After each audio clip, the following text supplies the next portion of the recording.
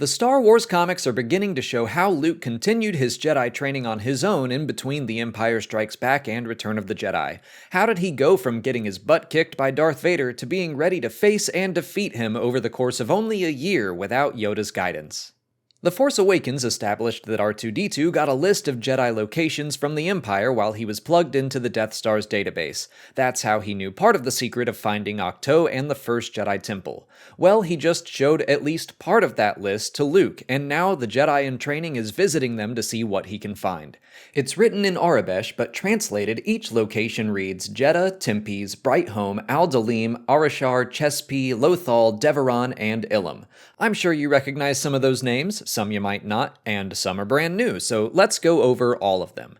Jeddah is probably the most recognizable since it was seen in the film Rogue One. It's crossed out on the list, which makes sense. An early site for the Jedi Order, Jeddah gained prominence thanks to an abundance of kyber crystals, which were essential to the construction of a lightsaber. Stories suggested that an asteroid rich in kyber crashed into the moon long ago, creating a large crater upon which Jeddah City was eventually constructed.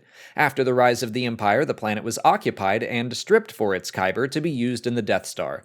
Once the superweapon was completed, its very first weapons test was on Jeddah City. The single reactor blast was devastating to the moon. It remained somewhat survivable after the attack, and Luke visited the ashes of Jeddah after the Battle of Yavin to assist members of Saw Gerrera's partisans that stayed there.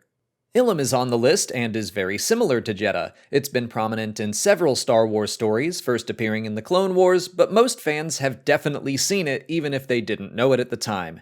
Ilum was sacred to the Jedi Order for thousands of years, also thanks to its concentration of kyber crystals. In fact, the core of the planet itself was made up of the living crystals. The Jedi established a temple there known as the Crystal Cave, and would bring Padawans there for a ritual known as the Gathering. Inside the cave, they would face their fears and experience trials until they found their very first crystal to build their lightsabers. After the fall of the Jedi, the Empire took over the planet and began construction on a new weapon even more powerful than the Death Star. After 50 years or so, Ilum was desecrated and converted into the superweapon known as Starkiller Base. It was destroyed by the Resistance shortly after it was used to wipe out the Hosnian system and the New Republic.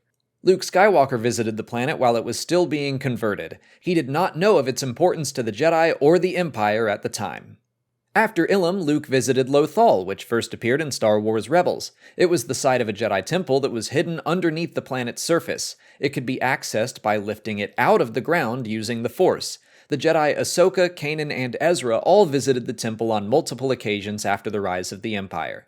They experienced several visions and trials inside until the Imperial Inquisitors finally learned of its existence. The temple became a dig site where the Empire learned that it held a portal to a mystical realm known as the World Between Worlds.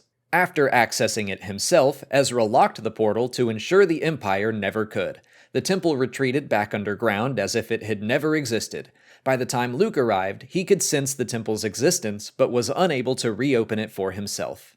Next up is Tempe's, which, like Jeddah, was another world already visited by Luke before he was given the list. After losing his lightsaber on Cloud City, he felt the call of the Force and followed it to a woman named Verla. She was once the follower of a surviving Jedi Padawan, but after a near-death experience with Darth Vader, she went into hiding. Luke convinced her to help him fight the Empire, and her only help was the name of a planet, Tempe's. Luke traveled there and found an old Jedi outpost from the High Republic era. Inside, he recovered an old but functioning lightsaber, but was also attacked by the Spectre of the Grand Inquisitor, a Jedi hunter who had perished a few years earlier but was now trapped in the outpost by Vader. Luke escaped and went on to use that lightsaber, likely until he constructed one of his own. Deveron is on the list and has been crossed out because Luke traveled there shortly after the Battle of Yavin as seen in the book Weapon of a Jedi. He visited the long-abandoned Temple of Edith, first seen in the Clone Wars, where Savage Opress attacked and killed the Jedi Master Halsey and his Padawan, Nox. Luke discovered a still-functioning training area where he learned to gain more mastery with his lightsaber, but was eventually attacked and chased off by Imperial forces. The one planet that has been helpful to Luke so far is Ilum. After Order 66 and the fall of the Jedi Order, Darth Vader was in need of a new lightsaber. He traveled to Ilum to find a survivor of the Jedi Purge named Kirik Infala, who lived there after taking a sacred vow of solitude. During their duel, Vader destroyed a dam that protected a nearby town, which distracted Infala long enough for the Sith Lord to kill him, ending the lives of countless innocent beings as well. When Luke arrived on the planet decades later, he met a man who had been saved thanks to Kirak's final acts. In return, he led Luke to an Imperial warehouse where the Empire was ransacking a hollow mountain filled with Jedi artifacts. There, Luke was able to recover one of Yoda's holocrons to continue his teachings.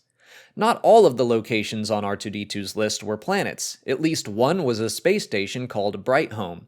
Located in the Mid-Rim, it was a Jedi outpost that was actually visited by Darth Vader shortly after the end of the Clone Wars. It was there that he learned of Kirak Infala and his likely survival of Order 66.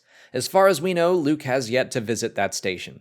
And finally, there are two more planets that we don't know much about, Arashar and Chespie. Luke attempted to land on Arashar, but saw that it was blockaded by the Empire, and he couldn't slip by undetected. Chespie was crossed off the list already, like Jedha and Deveron. Luke may have visited the planet, but there probably wasn't much to see. In the book The Fallen Star, set during the High Republic era, the Nihil attack and destroy a Jedi temple on Chespie. But that's it for today. If you haven't already, please like this video, subscribe to the channel, follow us on TikTok, Twitter, Instagram, and Facebook, and consider checking out our Patreon page. As always, thanks for watching, and may the Force be with you.